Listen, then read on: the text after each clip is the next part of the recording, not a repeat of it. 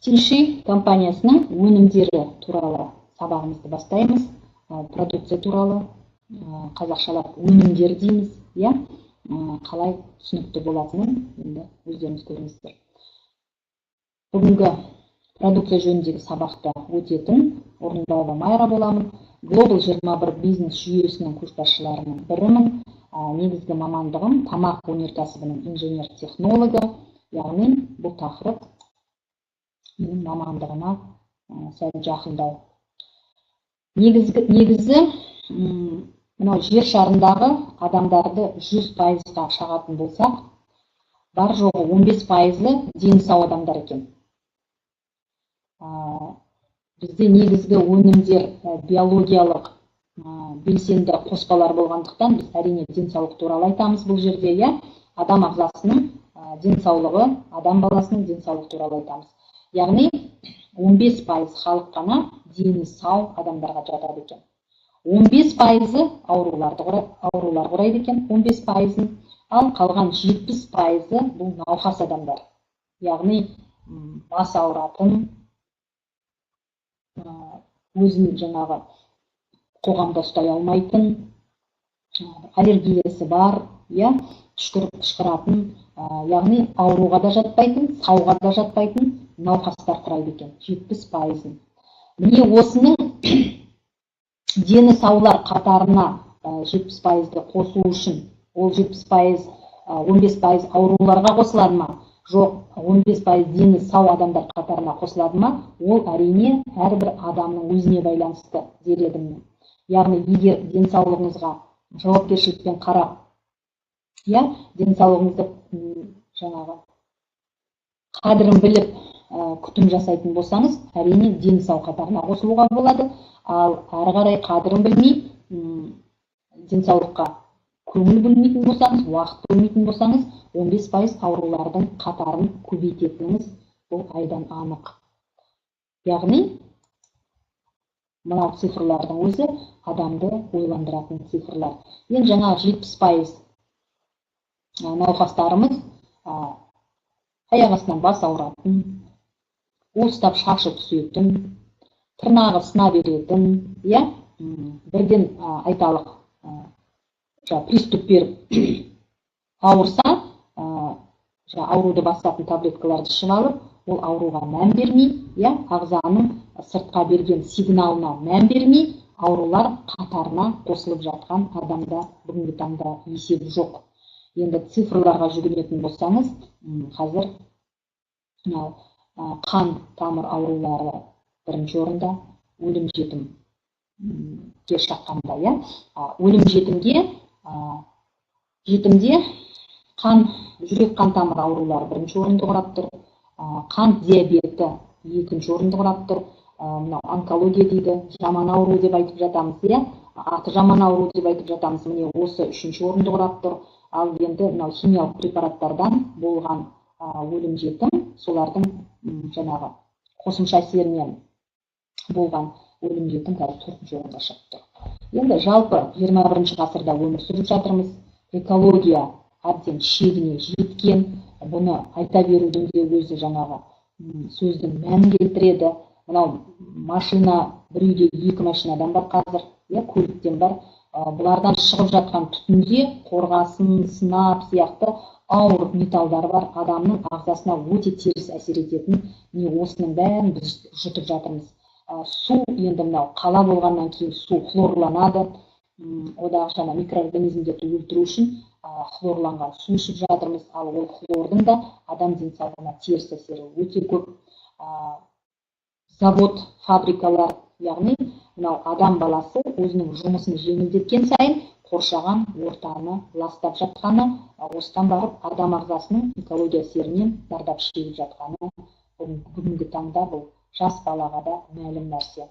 Одан қала берді жұмыс барысында немесе қаражаттың жоқшылығынан болатын күйзеліс, стресс деген сөз қазір мода болып кеткендей, жас баланың өзі стресс деген сөзді айтып отырады. Бұл деген сөз заман талабының бірден бір факторлары.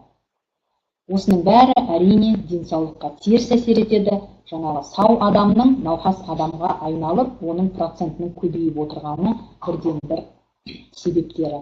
Тұқым қуалаушылық, яғни сау анадан сау бала туылады, ауру анадан ауру бала туылады. Қазіргі балдардың, жасөспірімдердің денсаулығының нашарлап жатқаны, түрлі созылмалы ауруларға шалдығып жатқаны әрине бұл тұқым қуалаушылық, дені сау ауру анадан ауру баланың туылуының бірден бір себебі.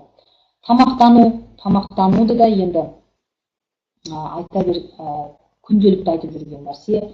Тамақтың бәрі қазір фастфуд, яғни жеңіл дайындалатын, полуфабрикат дейміз, жарым жартылай дайындалатын, мынау сүт өнімдері, ірімшігіміз болсын, айранымыз болсын, қаймағымыз болсын, бәрі тетрапакетте. Әрине олардың сақталу мерзімдері өте ұзақ, соншалықты уақыт сақталу үшін оған түрлі канцерогендік қоспалар қосылатыны, яғни тамақтанудың да адам денсаулығына бірден бір әсер етіп жатқан факторлардың бірі болуы бұл бүгінгі таңда таңсық нәрсе емес. Негізі адам баласы немен қоректенсең, денсаулығың соншалықты әсер беретіні әрине түсінікті. Енді бүгінгі таңда мынау полуфабрикат деп жатырмыз, тамақтың ұзақ уақыт сақталуы, ұзақ жерге жеткізілуі, міне осының бәрі қазір ненің арқасында іске асып отыр? Зиянды канцерогенді қосылыстардың арқасында іске асып отыр. Мына таблицада, кестеде Е мен белгіленетін канцерогенді қосылыстардың тізімі берілген. Өте қауіптілері бар, бірінші қатарда тұр. Қауіптілері бар, 4 қатарды түзіп тұр. Е102-ден Е637-ге дейін. Канцерогенділері бар, асқазанға зиян келтіретіндері бар, тері ауруына шалдықтыратын канцерогенді қосылыстар бар, ішек қабынуына келтіретін, қысымды жоғары көтеретін, жоғары қысым беретін, жас балдарға қауіпті, тыйым салынған канцерогенді заттар бар, күдік тудыратын канцерогенді заттар бар. Кез келген мынау дүкеннен алып жатқан, тамақ өніміне қолданып жатқан консервіні алып қарайтын болсаңыз, немесе жаңа полуфабрикатты алып қарайтын болсаңыз, кез келгеннің құрамында осы зиянды канцерогенді қосылыстың біреуі емес, бірнешеуі кездеседі. Мұның бәрі әрине біздің ағзамызды белгілі бір дәрежеде ластап жатқаны бұл айдан анық нәрсе. Міне сондықтан қазір жастардың арасында жаман ауру дейміз, атын айтуға да қорқамыз, онкология аурулары етек алған жап-жас балдар онкологиялық больницаларда химиотерапия алып, лазер терапия алып, мысалы өмірі басталмастан өмірмен қоштасатын дәрежеге жеткізіп жатқаны осы факторлардың әсері. Енді біздің тиши өнімдері, бұл Тибет медицинасы негізінде дайындалған. Тибет бұл шығыс медицинасының бірден бір жаңағы бастамасы. Негізі шығыс медицинасы бар, батыс медицинасы бар. Батыс медицинамыздың тарихы әрі кетсе 200 жылды құрайды. Луи Пастер микробты ойлап тапқаннан бері қарай, көп болса 200 жыл уақыт өткен шығар. Содан бері антибиотик ойлап табылып жатыр, химиялық дәрі-дәрмектер ойлап табылып жатыр. Бұл батыс медицинасы. Бір сөзбен айтқанда, дәрігеріміз баратын, оның жазып беретін дәрі-дәрмегі аптекада сататын, больницалар жатып емделетін, бұл батыс медицинасы құрайды. Ал шығыс медицинасы бұл тарихы 5000 жылға тамырлайтын ежелден келе жатқан медицинамыз. Міне біздің тинши өнімдері осы шығыс медицинасы негізінде дайындалған. Енді салыстырайық, шығыс және батыс медицинасының айырмашылықтарын бірнеше мысалдармен, бірнеше түрлермен дәлелдейік. Жалпы шығыс медицина толық ағзаны қалпына келтіреді. Айталық, батыс медицина диагноз бойынша және мүшені ғана емдейтін болса, айталық, кардиолог тек қана жүрегімізді алып қарастырады. проктолог тек қана тікшегімізбен жұмыс жасайды, нефролог тек қана бүйрегімізбен жұмыс атқарады. Яғни жеке мүшені ғана емдейді. Ал шығыс медицинасынан келетін болсаңыз, бұл жерде ағза, бір тұтас ағза, ол бір-бірімен энергетикалық байланыста болады деп қарайды да, ағзаны толық қарайды. Сөйтіп, толық ағзаны қалпына келтірумен айналысады. Енді шығыс медицинасы табиғи жолмен емдесе, яғни шөп, жануар негізінде, яғни ағзаға зиян келтірмейді, себебі бізде биологиямыз, бізде тірі ағзамыз, тірі өсімдіктен алынған, тірі жануардан алынған біздің ағзамызға жақын үйлеседі тірі болғаннан кейін. Ал батыс медицина химиялық препараттармен, улы, көп мөлшерде теріс әсері бар химиялық препараттармен емдейді. Оған келісесіздер. Шығыс медицинасы профилактикаға негізделсе, яғни аурудың алдын алумен айналысса, ал батыс медицинасы қалыптасқан ауруды емдейді. Шығыс медицинасы аурудың тамырын, себебін анықтап, содан құтқаратын болса, ал батыс медицинасы тек қана аурудың симптомдарын емдейді. Айталық, ыстығыңыз көтерілді, парацетамол іштіңіз, ыстығыңыз түсті. Ыстық неден көтеріліп жатыр? Ол қандай инфекцияға организмнің реакциясы? Оны батыс медицинасы емдемейді. Ал шығыс медицина температураның шығып жатқан себебімен күреседі. Сонымен бірге, шығыс медицинасы ауруды тамырымен алып тастаса, ал батыс медицина созылмалы аурулар қалады. Яғни, жаңағы ыстығыңыз көтеріліп тұрса, ыстығыңызды түсіреді де, симптомдарын алады да, ал ары қарай ол созылмалы ауруға көшеді. Мысалы, хронический пилонефрит, хронический танзилит, яғни созылмалы түріне өтеді. Организмде ол мүше ауру күйінде қалады, яғни созылмалы ауруға ұласып қалады. Шығыс медицинада ағза энергетикасын ескереді. Яғни адам ағзасы тірі болғандықтан космоспен байланысын, жермен байланысын ескеріп, бір тұтас энергия негізінде ескеріп қарайтын болса, ал батыс медицина тек қана анатомия мен физиология деңгейінде. Яғни адам бар, адамның денесі бар, қан тамырлар бар деп тек анатомиямен шектеледі. Шығыс медицина дені сау болуға үйрететін болса, батыс медицина тек ауруларға көмектеседі. Яғни алдын алумен бұл жерде айналыспайды. Бір сөзбен айтқанда, шығыс медицинасы денсаулық туралы ғылым, яғни ағза жүйесінің дұрыс тамақтануы, иммундық жүйенің нығаюы бойынша жұмыс атқаратын болса, ал батыс медицинасында аурулар туралы ғылым десек болады. Ауыстыру мүшені, кесіп алып тастау. Қарапайым мысал, өтіңізге тас байлайтын болса, өтті тасымен қосып кесіп алып тастайды.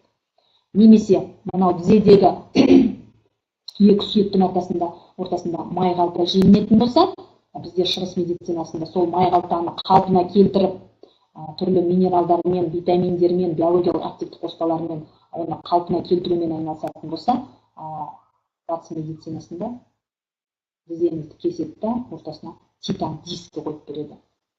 Яғни, табиғи май қалтаны алып тастап, сүйекті егеп, оған орнына титан дискісін қойып береді. Яғни, кесіп алып тастаумен айналысады.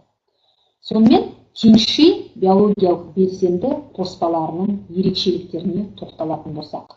Жаңа атап өттік, ежелгі 5000 жыл тарихы бар Қытай және Тибет медицинасы рецепттеріне негізінде дайындалған. Мынау, неге теңши биологиялық белсенді қоспалары түрлі созылмалы аурулармен, жаңағы онкологияның түрлі сатыларындағы ауруларды емдеп өмірге қайта адамды әкеліп жатады. Себебі бұл жерде 5000 жыл тарихы бар Қытай және Тибет медицинасы рецепттеріне негізінде дайындалған. Бұл биологиялық қоспалар. Теңши қоспалары тек өсімдік пен жануар компоненттері негізінде, яғни табиғи өнімнен жасалған биологиялық өзіміз сияқты тірі, яғни шығыс медицинасы тіріні тірімен емдеу керек деген қағиданы ұстанады. Химияны жолатпайды. Тиньши өнімдері жаңа технология мен биоинженерия көмегімен жасалады. Қазір ғылым дамыған, 21 ғасыр, 5000 жыл тарихы бар рецепттің өзін бүгінгі таңдағы ғылымды пайдаланып, биоинженерия жаңа технология көмегімен жасалып отыр. Сонымен қатар біздің тиньши өнімдері амин қышқылдарының жоғары концентрациясына, витаминдерге, микроэлементтерге, коллагендер мен фосфопротеиндерге өте бай. Біздің бірден бір тиньши өнімдерінің жылдам нәтижеге жеткізетіні осындай концентрациясы өте жоғары. Тиньши өнімдері кез келген синтетикалық дәрімен бірге қолдануға болады.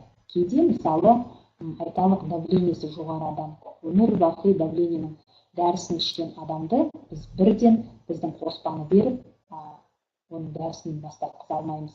Себебі оның организмі сол дәріге үйренген, жоғары қысымды организмді тазалап, қан тамырларды тазалап, қан қысымын қалпына келтірем дегенше біз синтетикалық дәрілерді біртіндеп дозасын азайтып пайдалануға кеңес береміз. Яғни кез келген синтетикалық дәрімен бірге қолдана беруге болатындығында. Сонымен бірге біздің тиньши өнімдері ағзаның өмірлік күштерінің тепе-теңдігін қалпына келтіріп, ағзаның оң және теріс энергетикалық күштерінің арасындағы гармонияны реттейді. Бұны ин мен ян дейміз, мынау батыс медицинасында тек қана дене бар, адам анатомиясы бар, адам физиологиясы бар дейтін болса, шығыс медицинасы, яғни біздің тиньши өнімдері осы адам ағзасы бар және адамның айналасында ян деген энергетикалық аумақ бар деп қарастырады. Осы өнімдер, осы ин мен янның өзара гармонияда жұмыс жасауын бірден бір реттейтін өнімдер. Сонымен қатар біздің тиньши өнімдері қышқылдық, сілтілік, тепе-теңдікті қалыптастырады. Енді қазір негізі адам ағзасындағы осы қышқылдық, сілтілік, тепе-теңдік 7-35 болу керек. pH дейміз, химияда өткенбіз, яғни сілтілік орта болу керек. Бізде қазір тоқ көзін көп мөлшерде қолдану, смартфон, телефондар қолдану, яғни бұның бәрі адамға радиация арқылы әсер етіп, біздің денемізде қазір қышқылдық орта қалыптасқан. Ал қышқылдық ортада жаңағындай организмге бөтен клеткалар, жасушалар көбеюіне бірден бір ықпал жасайтын орта. Міне осы тепе-теңдікті қалыптастырады біздің өнімдеріміз. Яғни препараттардың көпшілігі ісікке қарсы әсерімен ерекшеленеді, сонымен бірге жылдам әрі профилактикалық әсер береді. Жаңа айтып отырған жаман ауруымыз түрлі ісіктер, ол мейлі жаңа доброкачественный болсын, ол мейлі злокачественный болсын, осы ісікке қарсы әсері осы сілтілік тепе-теңдікті қалыпқа келтіруі арқылы іске асады. Сонымен бірге біздің тиньши өнімдері кальцийдің жоғары мөлшерімен және жеңіл сіңімділігімен ерекшеленеді. Бостан босқа біздің компаниямыздың президенті Ли Цзиньюаньды кальций королі деп атамайды, себебі бүкіл биологиялық қоспалардың қатарында біздің тиньши өнімдерінің кальцийі жоғары мөлшерімен және жеңіл сіңімділігімен ерекшеленеді. Сонымен тиньши биологиялық белсенді қоспалары қалай әсер етеді? Қысқаша тоқталайық. Негізі кез келген нәрсенің сертификатын көңіл бөлген дұрыс, әрине. Бұл сертификатты тегіннен тегін бермейді. Яғни осы сертификатқа сай ол өнімнің тазалығын, оның деңгейін әрине осы сертификаттар дәлелдейді. Міне Қазақстан Республикасының берген сәйкестік сертификаттары 50-ден аса өнім бар ма? Біздің тиньши компаниясында, соның әрқайсысына жеке-жеке Қазақстан Республикасы сәйкестік сертификаты берілген. Жаңағы институт питания дейді, академия питания дейді ғой, тамақтану академиясының берген сәйкестік сертификаттары. Бүкіл өнімнің, ол прибор бола ма, ол биологиялық белсенді қоспа болады ма, ол косметика сериясы бола ма, ол жууға пайдаланатын құралдар бола ма, әрқайсысының сәйкестік сертификаты бар. Мұны Біріккен ұлттар ұйымы берген экологиялық таза сертификаты. Біріккен ұлттар ұйымын білесіз, бұл дүниежүзілік ұйым. Соның өзі осындай сертификатпен бағалап отыр. ФДА сертификаты тамақ өнеркәсібіне қатысты берілген, Америка құрама штаттарының берген сертификаты. Енді ISO сертификатының біздің өнімдерде бірнеше түрі бар. Сапа сертификаты ISO-ның бірнеше түрі бар. Халал сапа сертификаты, яғни мұсылмандық қауымның шарттарын орындау барысында өнімнің дайындалатынының бірден бір дәлелі. Бұл сертификаттар әрине жұмыс нәтижесі тексеріліп, өнім тексеріліп берілетін сертификаттар. Енді негізгі теңшей өнімдері, өнімдерінің ішінде әсіресе биологиялық белсенді қоспаларымыз 3 топқа бөлінеді: тазалау тобы, орнын толтыру тобы, қалпына келтіру тобы. Яғни әр топтың өзінің несі бар, атқаратын функциялары бар. Енді тазалау, ғылыми тілде оны детоксикация дейміз. Детоксикация сөзі латынның де тазалау, гректің токсикс улы деген сөздерінен жасалған, яғни улы затты ағзадан босату, шығару. Яғни бос радикал бола ма, ол токсин бола ма, ол ауыр металдардың тұздары бола ма, ол радионуклидтер бола ма, осының бәрін ағзадан шығару біздің өнімнің бірден бір атқаратын функцияларының бірі. Сонымен бірге адамды қартайтатын шылақтардан, іріңнен организмді тазалау.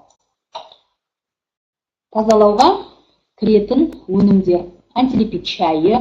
Енді оның сипаттамасына мен толық тоқталмаймын, себебі егер біздің бизнес Global 21 бизнес жобасына тіркелген болсаңыз, сізге бұл каталог берілді. Каталогтың ішінде әрбір өнім туралы толық сипаттама берілген. Қысқаша айтайын, мынау шай императордың семьясына арналған рецепт бойынша дайындалған.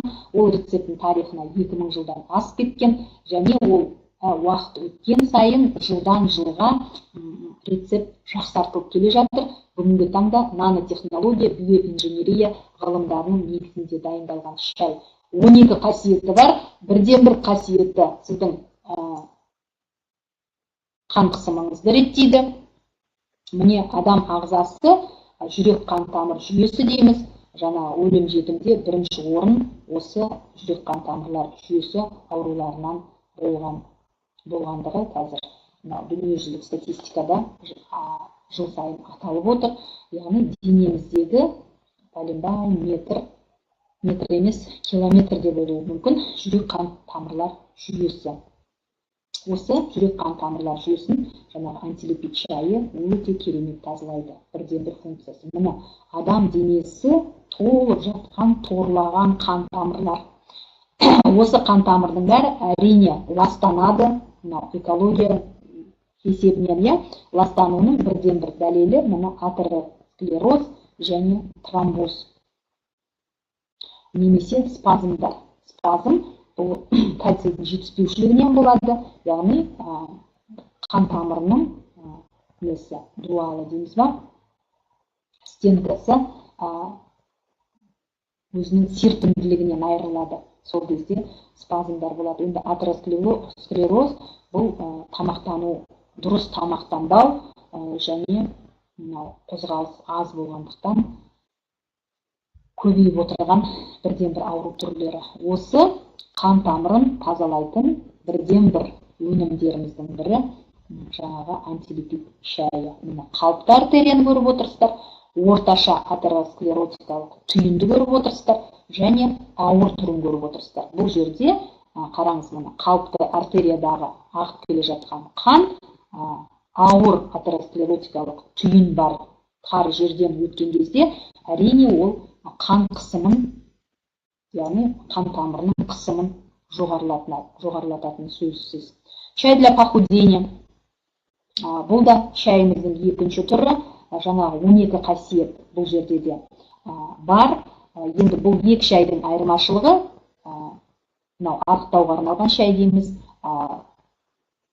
Компанияда оны тынпенча деп атайды. Тынпенча шайы көбірек ас қорыту жүйесін тазалайды да, аз мөлшерде қан тамырларын тазалайды. Бірақ екеуіне де тазалауға қатысады.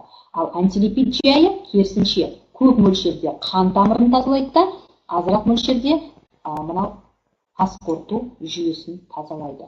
Мен кеңес берер едім, екі шайды де алып, екеуін кезек-кезек пайдаланғаныңызда. Сонда сіз қан тамырыңызды ас қорыту жүйесінде жақсы қалыпты жағдайда тазалап алатыныңызға сенімдімін. Міне, дұрыс тамақтанбаудың әсерінен организмде болып жатқан өзгерістің бірден бір дәлелі.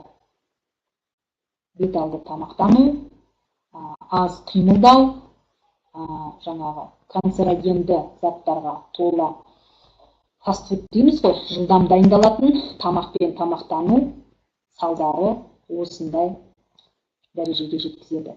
Міне осы ағзаны біздің өніммен қалпына келтіру мүмкін. Бірден бір мүмкіндік организмді қалпына келтіру біздің өнімдерді пайдалану. Екі еселенген целлюлоза, бұл да жаңа тазалау тобына кіретін бірден бір өнімнің бірі. Бұл жерде жүгері, долана,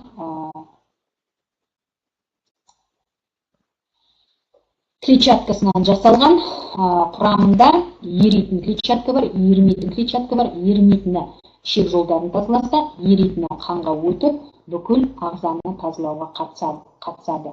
Өз басым жатарда осы екі еселенген целлюлозаның 10 таблеткасын суға жібітіп, кесел сияқты не болады, сұйық болады, соны ішіп жатсам, таңертең өзімді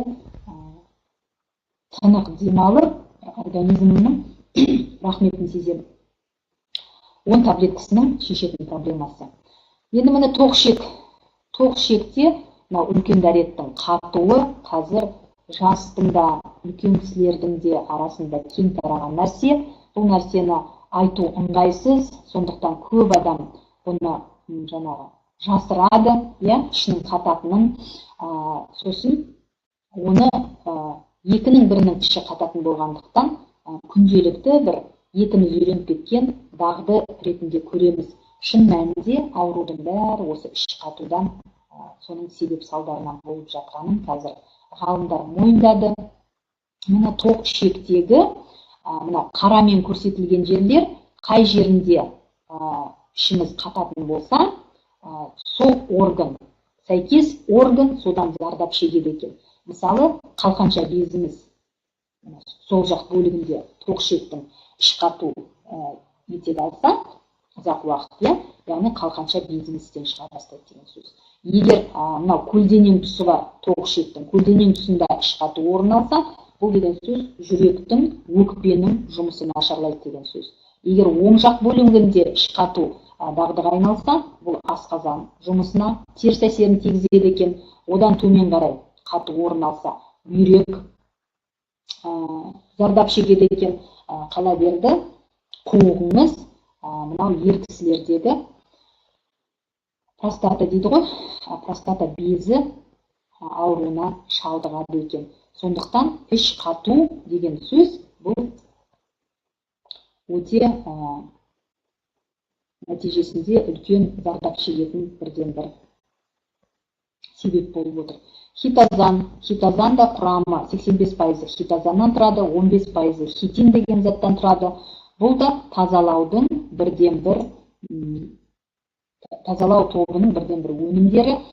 Хитозанды мен өз басым теңшеге қатысы жоқ Ресей физигінің жаңағы нетіп таратып айтып берген лекциясын тыңдағанмын. Яғни хитозанның онкология ауруларды, қант диабетін, әсіресе инсулинге тәуелді қант диабетін, бауыр ауруларын, қан тамыр ауруларына, артық салмаққа, әйел адамдар арасындағы целлюлитке, күйікке, жараларды емдеуге, жалпы ішкі құрылыс, ас қорыту жүйесін емдеуге, қала берді мынау химиядан зардап шеккен, радио толқындарына шалдыққан адамдарға бірден бір емдік қасиеті бар біздің өнімдердің бірі. Икан деп айтамыз. Компания тауарлар ассортименті жүйесінде целебный капсула, яғни емдік капсулалар деп аталады.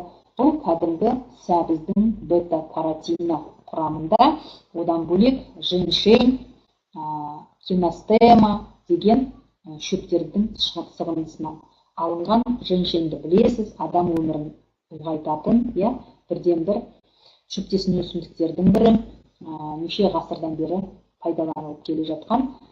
Икан организмді әсіресе бауырға және мидың жақсы жұмыс істеуіне қатысады. Иканды онкологиялық ауруларға береміз, себебі мықты антиоксиданттардың бірі. Сонымен қатар бактерияға қарсы әсері бар, бауырдың клеткасын қалпына келтіреді, салмақ тастауға бірден бір ықпал жасайды, организмнің шынығуын, әсіресе бұны спортсмендерге және өсіп жатқан балдарға және үлкен қария кісілерге ішуге кеңес берер едім. Ұйқыны қалпына келтіретін бірден бір мықты өнімдеріміздің бірі. Халикан бұның құрамында бета-каротин 4-5 есе көп, басқа өнімдерге қарағанда витамин Е 50 есе көп, витамин С 20 есе көп, сонымен бірге селен мен цинк бұл жерде бірнеше есе көп мөлшерде бар. Халикан қызыл жүзімнің сүйегінен өндірілген. Француз халқы жүрек қан тамыры ауруларынан француздарда өлім-жітімнің пайызы төмен екен. Осыны ғалымдар көп уақытқа шейін түсінбеген. Неге американдықтарда жоғары, неге ағылшындарда жоғары, неге француздарда төмен деген сұрақ ғалымдардың мазасын алған. Сонда осы ресвератрол деген затты, яғни халиканымыздың құрамына кіретін ресвератрол деген затты жүзімнің сүйегінен бөліп алған кезде барып ғалымдар түсінген. Себебі француздар қызыл шарап дейміз ғой, қызыл шарапты азанғы аста да ішеді, түскі аста да ішеді. Яғни американдықтар сияқты пиваға өс емес, ағылшындар сияқты вискиге өс емес. Бұлар осы жүзім шарабын көптеп қолданғандықтан оларда жүрек қан тамыр ауруларының төмен пайыз көрсету себебі осыда болып шыққан. Дейкан өнген бидайдан алынған майда еритін витаминдер, Е витамині бар. Мына бізде мұсылмандарда сүмәлақ қайнатамыз. Неге қайнатады оны? Ерте көктемде қайнатады. Яғни қыстан витаминнен зардап шегіп шыққан, көтермей жүрген келіншектерді ырымдап осы сүмәлақ қайнатып беріп жатады. Сүмәләкті неден дайындайды? Өнген бидайдан дайындайды. Яғни өнген бидайда лецитин, бета-каротин, витамин Е өте көп мөлшерде бар деген сөз. Міне осының бәрін Виканның капсуласына бізде нанотехнологиямен, биоинженериямен салып қойған. Енді Викан өте мықты антиоксиданттар қатарына кіреді. Әсіресе мынау оттегі жетіспеушілігі, көздің көруіне бірден бір ықпал жасайтын. Тромбы дейді ғой, қан тамырларындағы тромбының пайда болмауына, сонымен бірге екіқабат әйелдерге біз соңғы айларда Викан ішкіземіз. Себебі Викан жатырдың тонусын ретке келтіреді, майлайды, дөрекі айтқан кезде. Келесі топ орнын толтыру тобы. Бұл жерде, яғни қажетті макро және микроэлементтермен нығайтып, ағзаның толық қалпына келуіне ықпал жасайды бұл топтың өнімдері. Яғни тиімді структуралық қалпына келу орын алады. Орнына толтыру тобына кіретін бірден бір біздің өнімдеріміз бұл кальций. Енді кальцийдің маңызына тоқталатын болсақ, кальций адам сүйегінің басты элементі болып табылады. Шын мәнінде сүйек коллоидты жүйе, яғни кесел тәрізді болады. Кальций сүйек тканін байланыстырушы цемент қызметін атқарады. Міне 99% кальций организмде қаңқада, сүйек қаңқасында, тісте, тырнақта және шашта сақталады. Ал бар жоғы 1% қанда, ағза клеткаларында қолданыста жүреді. Осы 1% кальций адам ағзасы үшін маңызды, себебі ол не істейді? Бұлшық еттің реакциясына қатысады, қанның ұюына қатысады, гормондардың түзілуіне қатысады, нерв импульсын тасымалдауға қатысады, ішектің қалыпты жұмыс жасауына қатысады, қан айналымына қатысады. Сонымен бірге мидың жұмысына, жүректің соғуына, көздің жыпылықтануына, ұрықтануға, яғни денеде болып жатқан қозғалыстағы бұлшық ет қатысатын бүкіл іс-қимылға кальцийдің осы 1% кальций қолданылады. Енді осы 1% кальций пайдаланғаннан кейін ол ағзадан шығарып тасталады. Яғни жоғалған кальций тамақ есебінен толықтырылып отыру керек. Біз күнделікті жеген тамағымызбен осы пайдаланылған кальцийді қалпына келтіріп отыруымыз керек. Яғни тәуліктік кальций ересектер үшін 800 миллиграммды құрайды, екі қабат қартайған адамдар үшін 1500 миллиграммды құрайды, ал балаларға күніге 1000 миллиграмм кальций тамақпен беріп отыруымыз керек. Ал егер тәуліктік шамасы толтырылмаса, сүйектің 1% кальцийі алынады. Енді есептей беріңіз. Осыдан бар аурудың түрі де көбейеді, түрлі аурулар туындайды. Міне кальцийдің тәуліктік мөлшерін жаңағы ересек адам болсаңыз, екі қабат әйел болсаңыз 1500 миллиграмм, ересек адам болсаңыз 800 миллиграмм, бала болсаңыз өсіп жатқан 1000 миллиграмм кальцийді қалпына келтіру үшін сіз бір тәулікте 1 килограмм ірімшік, 250 грамм іркілдек, холодец дейміз ғой, сүйектен қайнатылған, сондай жеуіміз керек, немесе 3 литр қолдың сүтін және 1 тәулікке сүйектен қайнатылған сорпа ішуіміз керек. Енді ойланып қараңыз, бүгін творог жедіңіз ба, 3 литр сүт іштіңіз ба, немесе 1 тәулікке сүйектен қайнатылған сорпа іштіңіз ба? Егер бұл нәрсені пайдаланбаған болсаңыз, сіздің сүйегіңіздің 1% кальцийі организмнің жүректің соғуына, ішектің қимылына, бала болсаңыз жүгіріп ойнап тұрғаныңызға, әйел адам болсаңыз кухняда жасаған бүкіл тірлігіңізге, бұлшық ет қимылыңызға 1% кальций алынды деп есептеңіз. Енді Құдайдың күні көп па, желінген ірімшігіңіз көп па?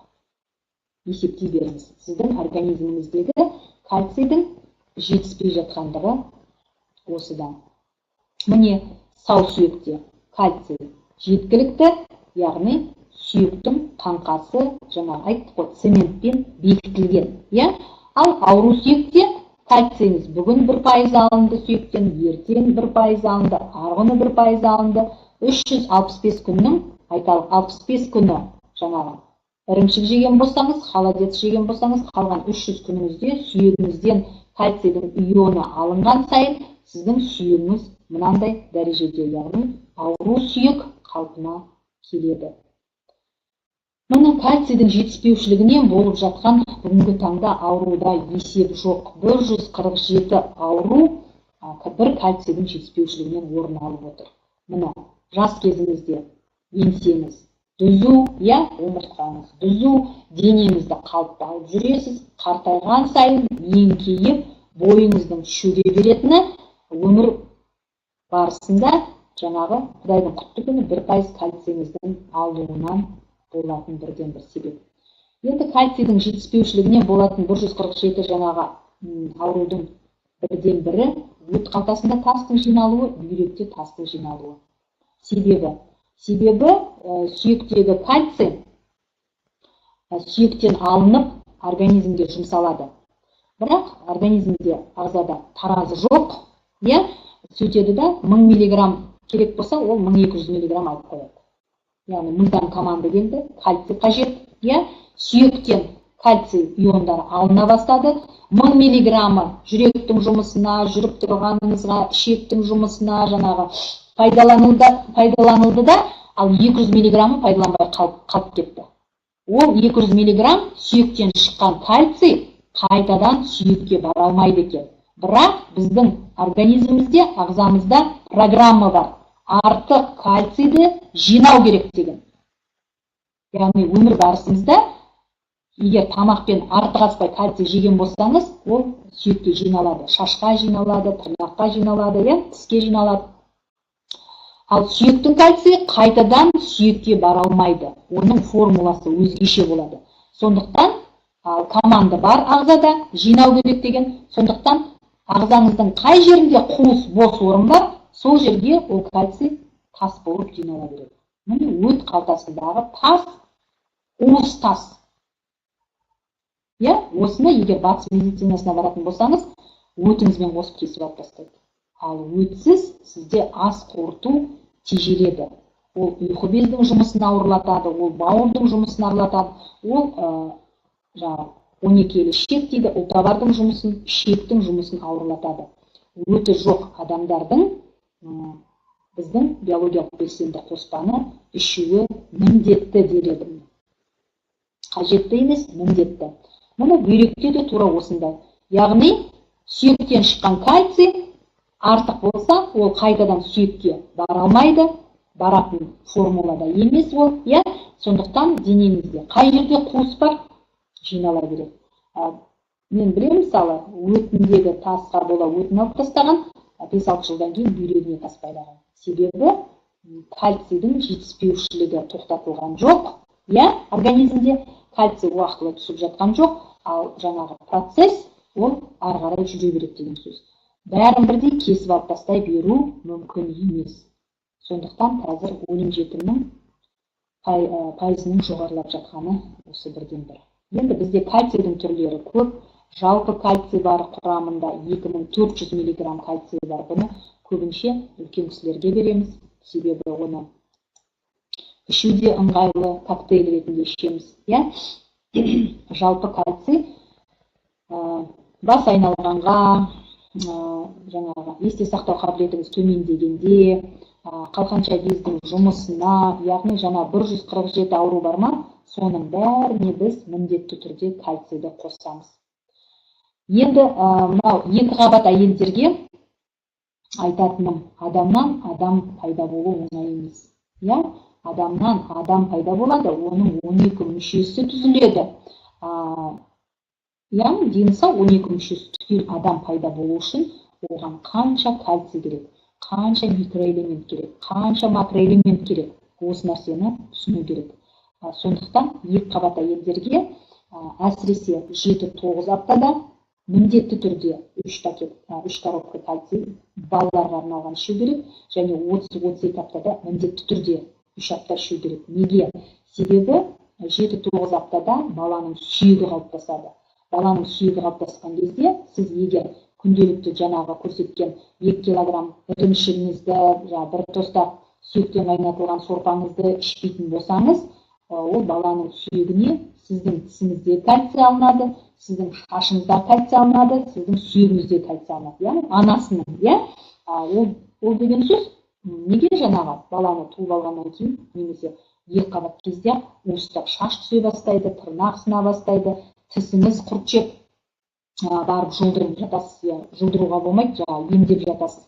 Себебі бала сізден бар кальцийіңізді алып жатыр. Себебі 12 мүшесі түзіліп, адам болып өмірге келу керек. Сондықтан 2 қабат әйелдерге біздерде өнімдердің ішінде витамин В тобын, спирулинді, балаларға арналған кальцийді, иканды уыстап, цинкті уыстап жеңіз дер едім.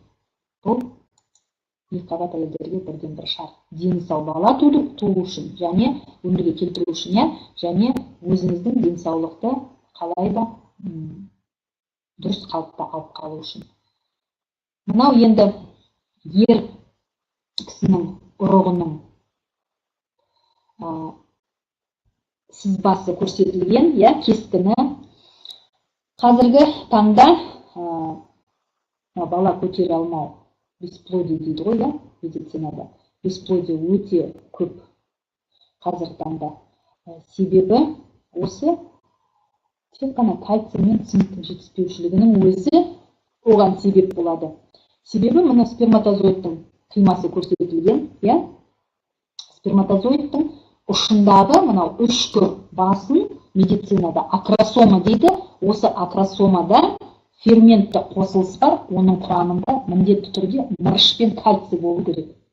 Егер ер азаматтың ағзасында кальций мен мырыш жетіспесе, ол акросома өзінің жаңағы қаттылығы болмайды да, ол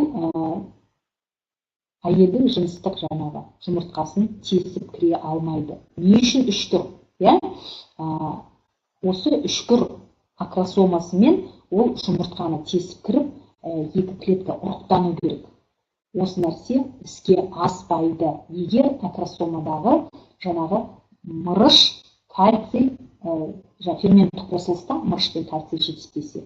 Яғни миллиард сперматозоид барсын, жұмыртқаны ұрықтандыруға, ешқайсысы ұрықтандыруға қатыса алмайды. Себебі ода тесіп кіретін басындағы акросомасы әлсіз деген сөз. Сонда бір ғана мырыш пен кальцийдің жетіспеушілігінен бала көтеруге ер азаматтың қауқары келмей жататынын бірден бір себебі осы. Бұл әрине өте үлкен глобалды проблема болып отыр бүгінгі таңда. Мұны екі қабат әйелдерге, жас балдарға дұрыс жетілу үшін, ақыл есі бүтін болу үшін, мектептегі программаны дұрыс қабылдау үшін балалар кальцийін береміз. Яғни кальцийдің бала ағзасына жетіспеушілігінен қандай өзгеріс болады? Әрине дамуы тежеледі, кеш жүреді жаңа бала, бас қаңқасы квадрат тәрізді болады, тістері кеш шығады. Мен білем, мысалы, бір жасқа келген бар жоғы екі тісі бар балдарда. Бұл деген сөз кальций катастрофически жетіспейді деген сөз. Аяқтары тамыры тартылады, тістеуі ақаумен дамиды, кейіннен брекет кигізіп тісті қалпына келтіріп жатады. Соның бәрі бала күнінде анасының ішінде жатқанда кальцийдің жетіспеушілігінен. Рахит бірден бір етек алған кальцийдің жетіспеушілігінен болып жатқан бала ағзасындағы кеселдер. Жиі суық тиіп ауыру, яғни иммунитеттің төмендігі. Ал енді өсіп жатқан жасөспірімге де кальцийдің жетіспеушілігінен болатын көптеген проблемалар бар. Ол сүйек аурулары, жаңа остеопороз, остеохондроз, сүйек аурулары. Аяқтың тартылуы, қазір жас балдардың, жасөспірімдер арасында өте көп. Иммунитеттің жетіспеушілігі, тез шаршау, мектептен келіп, сілесі қатып, жаңа кеппен шапқаннан бес-бесер болып келетіні тез шаршау. Бұл да кальцийдің жетіспеуі.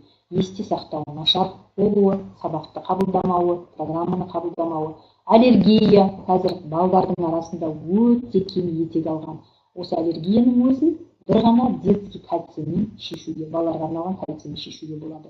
Безеу, ұйқының бұзылуы, бой мен ой өрісінің тежелуі, бұл қазіргі жасөспірімдердің арасындағы етек алып жатқан бірден бір аурулардың түрі. Яғни балаңыздың дені сау болсын, мектеп программасын дұрыс игерсін дейтін болсаңыз, біздің Тиньшуйдің балалар кальцийін беруіңізді сұраймын. Балаңыз дұрыс өседі, дұрыс қалыптасады, мінезі дұрыс болады, программаны дұрыс қабылдайды, ертең қалаған мамандық иесі болуға, яғни дені сау бала тәрбиелейсіз. Енді мидың жұмысын жақсартатын биокальцийіміз бар. Бұл кальций туралы да сағаттап айтуымызға болады. Каталогта толық мәлімет берілген. Бірден бір менің қол жеткізген нәтижем, 9-шы сынып оқитын бала үнерез дейді ғой, төсекке кіші дәретті жіберу. 15 жасқа келген жасөспірім жігіт десе болады. Бармаған жері, баспаған тауы жоқ. Бүкіл осы Шымкенттің менмін деген медициналық орталықтарына өздері ауылдық жерде тұрады. Жаңағы сиырын сатып, 100 мыңдап келіп, қаратқан, бір күнде нәтиже болмаған. Осы біздің мидың жұмысын реттейтін биокальцийімізді беріп, фруктозанымыз, жаңағы 2 еселенген целлюлозамыз, хитозанымыз санаулы өнімнің берудің нәтижесінде бала 4 күн дегенде үзілді кесілді, жаңағы үнерез дертінен емделді. 15 жасар жасөспірім жігіт. 15 жылда жасамаған ем жоқ.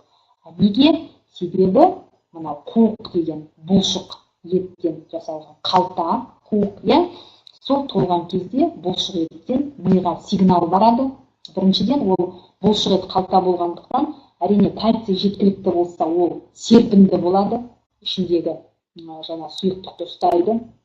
Екіншіден, мынау қуықтан миға информацияны тасымалдайтын бірден бір элемент бұл кальцийдің иондары. Кальций жетіспеген кезде қуықтың толған туралы информация миға жетпейді. Сондықтан қуық толған кезде ол жаңағындай ми ол жұмысқа қатыспағандықтан әрине төсекке жібереді. Міне бір кальцийдің осындай үлкен кеселді емдеп жазған нәтижесі.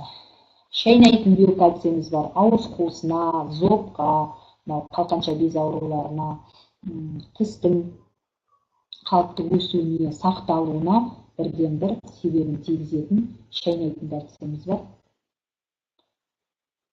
Мынау қант диабеті ауруына шалдықтарға арналған қанттың жаңағы мөлшерін төмендететін кальций бар. Мына жерде мырышты көріп отырсыздар. Бұның бәрі өсіп жатқан ағзаға, өмірге қабілетті ағзаға қажетті элементтер. Яғни бір мырыштың өзі адам ағзасында 200 ферменттің түзілуіне қатысады. Яғни егер мырыш жеткіліксіз деген болса ағзада, ол 200 ферменттің түзілуі тежеледі деген сөз. Ол деген өте үлкен организмде болатын биологиялық өзгерістерге, биохимиялық өзгерістерге әкеліп соқтырады. Осыдан барып бір мырыштың жетіспеушілігіне толып жатқан созылмалы ауруларға адам шалдығып жатады. Сонымен бірге мырыш өсіп жатқан ағзаға қатысатын бірден бір элемент, яғни регенерация клетка дейміз ғой, мына клетканың өніп өсуіне қатысатын бірден бір микроэлемент мырыш. Сыну болғанда, операциядан кейін иммунитет қатты түскен кезде біз мырышты тағайындаймыз, себебі мырыш бұл мықты иммуномодулятор. Енді үшінші топқа келіп қалдық. Қалпына келтіру тобының өнімдері, биологиялық қоспалардың, бұл ағза мүшелері мен жүйелерінің функцияларын жандандырады. Біздің ағза қалпына келуге өте бейім.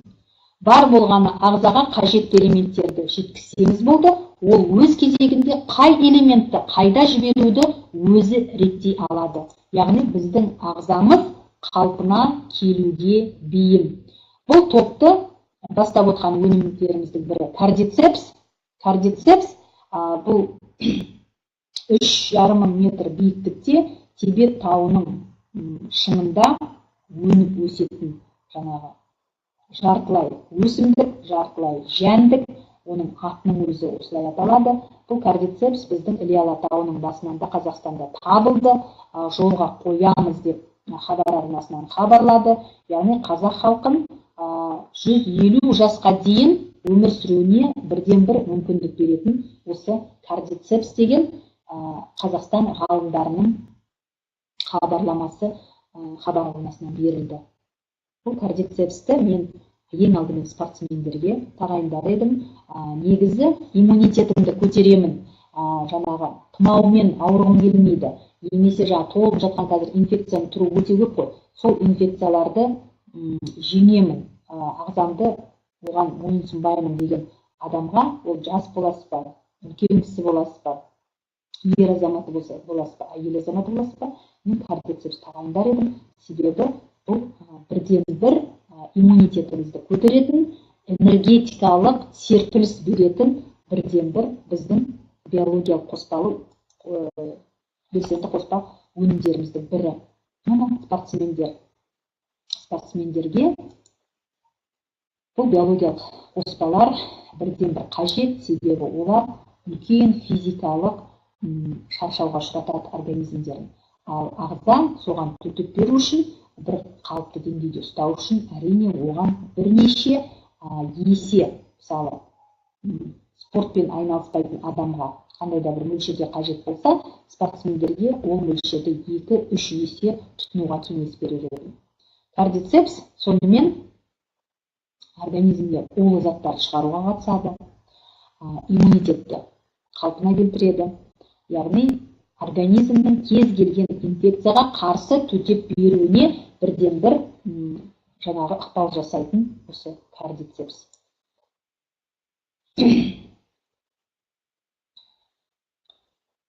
Сонымен қатар кардицепс, әсіресе инфекцияға шалдыққан, егер тұмау жиі болатын болсаңыз, немесе мынау гепатиттің вирустері бар ғой, гепатит Б, С түрлері бар, А түрлері бар. Осыған өміріңізде шалдыққан болсаңыз, бала күніңізде бола ма, ол ересек күніңізде бола ма, мен осы кардицепсті ең болмаса жылына 2 рет, егер жыл 12 ай ішетін болсаңыз, тіптен жақсы, кардицепсті пайдаланып жүрсеңіз, сіз өміріңізді көп ұлғайтатыныңызға кепілдік бере аламын.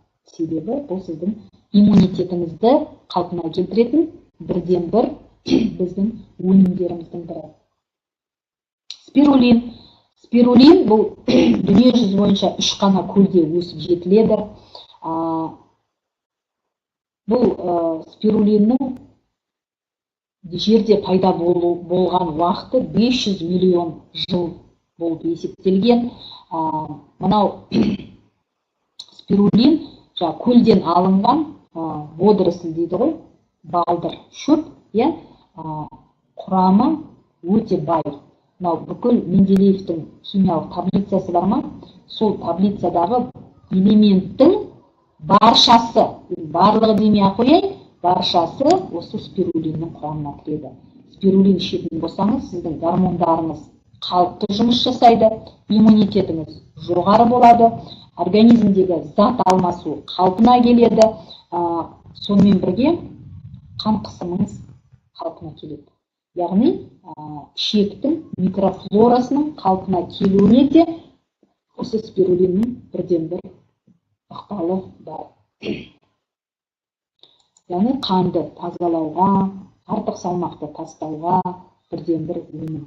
Енді бұдан басқа суперсерен, селен, омега-3, облепихамай мен витамин Е мен қанықтырылған глюкозамин, буындарға арналған, көзге арналған витамин, фруктозан сығындысы, гелокс ертісілерге арналған капсулалары, Б тобының витамині, губау, натта, кинта, осының бәрі организмді қалпына келтіретін бірден бір өнімдер.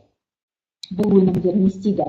Организмге негізі біздің теңше өнімдерінің бірден бір керемет қасиеті организмге түседі де, әрқайсысының аз да болса тазалайтын несі бар, әсері бар. Және не жетіспей жатыр, соны тастап кететін әсері бар да. Сондықтан бұлай 3 топқа ажыратылғанмен әрбір өнімнің осындай 3 жақты қасиеті бар. Жай ғана неге топқа бөлеміз? Яғни тазалау несі әсері жоғарырақ болса, оны біз тазалау тобына біріктірдік. Қалпына келтіретін функциясы жоғарырақ болса, өнімнің оны қалпына келтіретін, бірақ әрқайсысының аз мөлшерде тазалайтын қасиеті бар. Енді бұл биологиялық белсенді қоспалардан басқа бізде косметика, бетке арналған маска, бет күтіміне арналған әсіресе, эссенция, мынау Time Shadow Цирцея Жапониямен бірге дайындалған Time Shadow Церцея сериясы кремдері бар, көздің айналасына арналған, түнде жағатын, күндіз жағатын, яғни косметика сериясы да бізде қарастырылған. Бұдан басқа үй күтіміне арналған, тазалауға арналған құралдар, ыдыс жууға, кір жууға, көп қызметті құрал бар, мынау жуып тазалауға қатысатын серия. Онымен қатар жуынып шайынуға қажетті құралдар бар. Күнделікті басыңызды жуатын емдік шампунь, бұл анау синтетикалық шампуньмен өзгеше, бағасына сай, емдік қасиеті бар. Бальзам, шөп сығындысынан жасалған тіс пастасы, балаларға арналған тіс пастасы және тісіңізді ағартатын паста да бізде өнімдердің ішінде бар. Бұдан бөлек аксессуарлар бар, яғни көрпе бар жамылатын, астыңызға төсенетін матрас бар, басыңызға жастырынатын жастық бар. Бұлардың барлығының емдік қасиеті бар. Турмалин жұлдызшаларымен қамтамасыз етілген, адам энергетикасын қалпына келтіретін, яғни сіз 8 сағат ұйықтайтын болсаңыз, 8 сағат осы аксессуарлар сіздің денсаулығыңызды қалпына келтіреді. Және емдік браслеттер бар. Әйел адамдарына арналған, ер азаматтарға арналған, әртүрлі неден жасалған, металдардан жасалған. Сонымен қатар бізде денсаулықты қалпына келтіретін приборлар да бар. Бұл озонатор туралы да сағаттап мәлімет беруге болады. Озонатормен сіз жеміс жидекті, ішетін суыңызды, бөлмедегі ауаны тазалауға бірден бір құрал. Озонның қасиеті хлордың тазалау қасиетінен 3000 есе күшті. Яғни хлормен суды тазалап қандай да бір микроорганизмдерді тазалайтын болса, сол суды озонатормен тазалайтын болсаңыз, хлордан оның күші 3000 есе артық. Массажерлар бар бізде, үйсуетун, үйшолкан тарағы, сек аппараты бар. Бұл сек аппараты сіздің жаңағы ин мен ян энергияңызды қалпына келтіреді. Мынау адам ағзасында мүшелеріңіздің арасындағы блоктарды шешеді. Яғни тек қана жаңағы токсиндерден, қоспалардан жаңағы тазалап қана қоймайды, радионуклеидтерден ғана тазалап қоймайды, сонымен қатар сізді энергетикалық тазалайтын бірден бір приборларымыз бізде бар. Яғни бір сөзбен денсаулығымыз біздің барынша сақтап қалғымыз келетін құндылығымыз, бірақ көбіне қадірін біле бермейтін құндылығымыз. Сондықтан өмірді жақсы деңгейде өмір сүргіңіз келсе, өміріңізді ұзартқыңыз келсе, дені сау адамдар қатарына қосылғыңыз келсе, әрине мен Тиньши компаниясының өнімдерін сіздерге насихаттаймын. Жақсы сау болыңыздар.